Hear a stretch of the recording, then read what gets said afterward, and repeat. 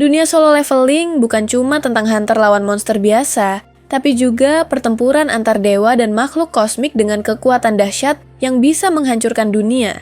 Mulai dari Thomas Andre yang kuat kayak Hulk, sampai Itarim Dewa Multiverse yang bahkan setara Absolute Being. Pernah nggak kamu penasaran siapa sebenarnya yang paling kuat di antara mereka?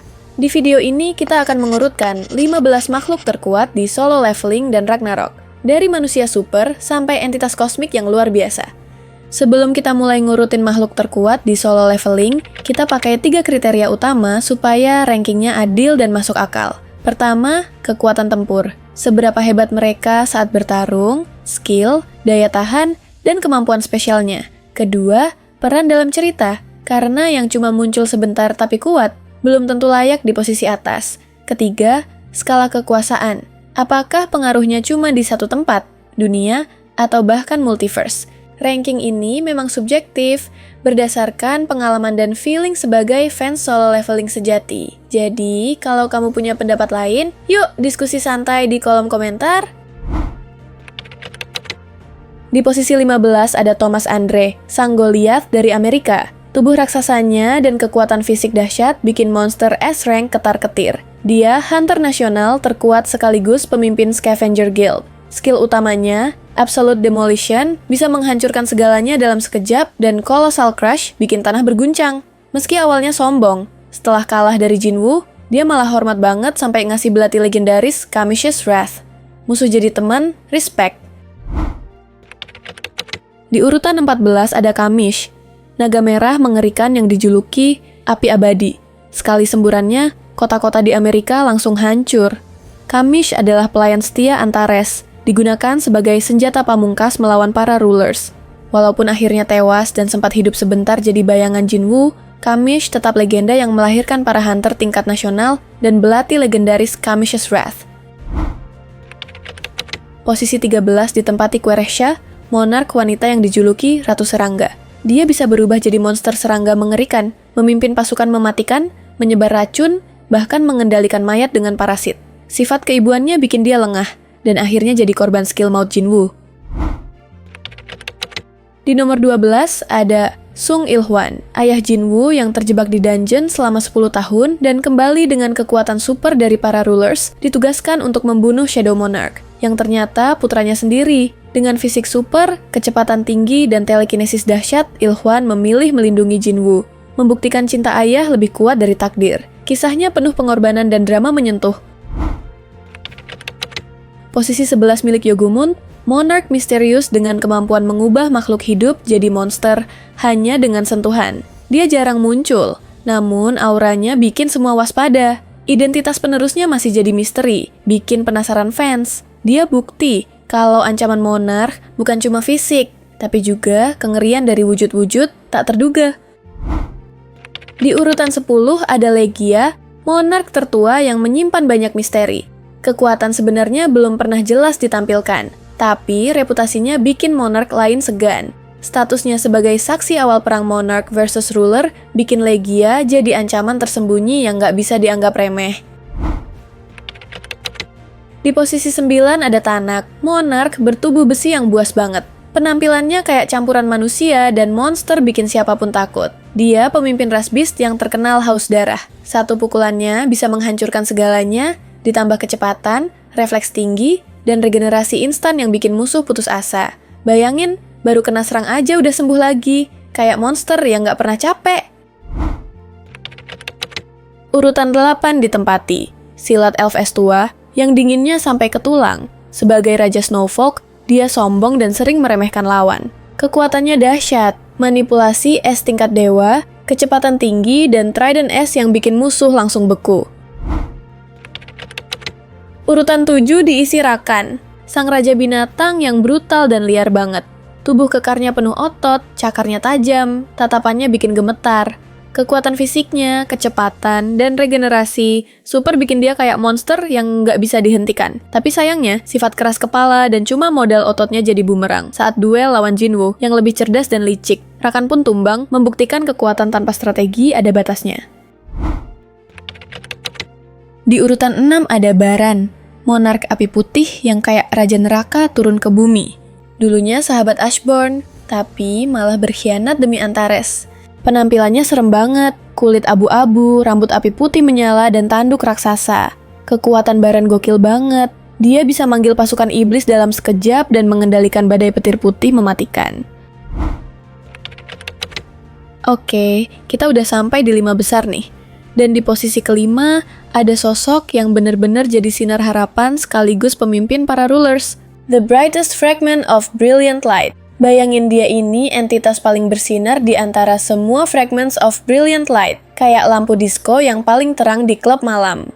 Dia bukan cuma pemimpin para malaikat penjaga dunia, tapi juga musuh abadi para monark. Sebagai ruler terkuat, kekuatan dia nggak main-main. Manipulasi cahaya dan energi, udah kayak main sulap tingkat dewa. Tapi yang paling gokil, dia punya artefak keren bernama Chalice of Rebirth yang bisa muter balik waktu sampai 10 tahun. Coba deh bayangin, kamu bisa rewind hidupmu 10 tahun. Kebayang betapa gilanya powernya. Selain itu, dia juga jago banget dalam telekinesis. Bisa terbang bebas, teleportasi kemana aja, bahkan bolak-balik antar dimensi tanpa ribet. Pokoknya kemampuan dia itu di luar logika manusia biasa. Tapi nih ya, jangan kira dia cuma patuh sama aturan doang. The Brightest Fragment ini ternyata sosok pemberontak. Dia memimpin para ruler buat melawan Absolute Being setelah sadar kalau perang abadi itu cuma hiburan buat sang pencipta. Nah, bedanya sama Ashborn yang lebih sering turun ke dunia manusia, si Brightest Fragment ini agak susah banget buat muncul di dunia manusia tanpa wadah yang pas. Jadi, dia lebih kayak cahaya misterius yang selalu ada di balik layar, nuntun para ruler, dan jadi saksi bisu sejarah kelam solo leveling.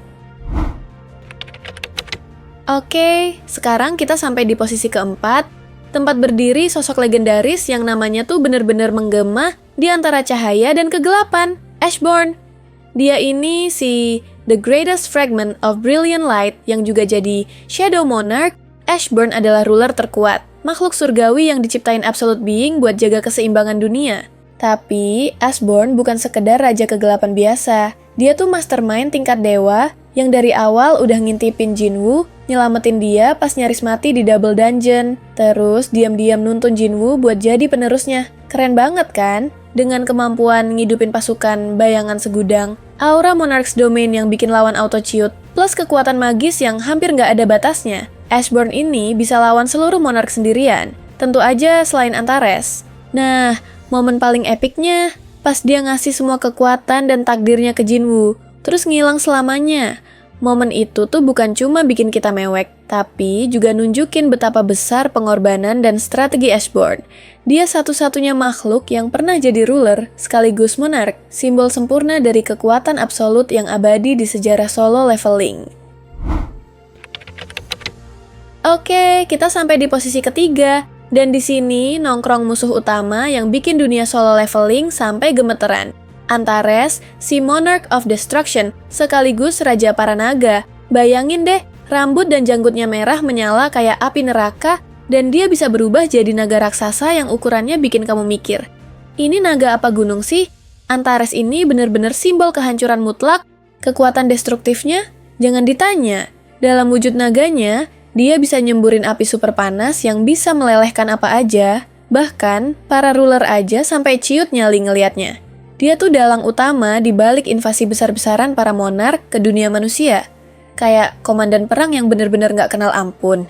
Tapi, seperti cerita epik yang selalu kita suka, puncaknya Antares akhirnya tumbang juga di tangan Jinwoo, dengan bantuan para ruler tentunya. Momen itu tuh epik banget. Kayak klimaks film action yang bikin kamu berdiri sambil tepuk tangan. Kekalahannya bukan cuma tanda berakhirnya era monark, tapi juga bukti nyata kalau kekuatan, strategi, dan tekad manusia bisa ngalahin kehancuran yang paling mengerikan sekalipun. Nah, di posisi runner-up, kita punya sang protagonis yang jadi simbol harapan, sekaligus bukti kalau kerja keras dan tekad itu nggak pernah bohong. Sung Jinwoo.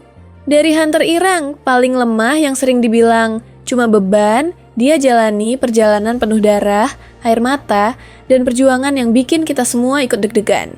Setelah kejadian maut di Double Dungeon, tiba-tiba dia dipilih sama sistem jadi player. Kayak dapet cheat code hidup yang bikin dia naik level gila-gilaan sampai akhirnya melampaui batas manusia biasa. Kemampuan Jinwoo, waduh jangan ditanya. Dia bisa manggil pasukan bayangan segudang teleportasi instan pakai Shadow Exchange yang bikin lawan pusing 7 keliling, Aura Monarch's Domain yang bikin musuh langsung ciut nyali, plus cadangan mana yang kayak nggak ada habisnya.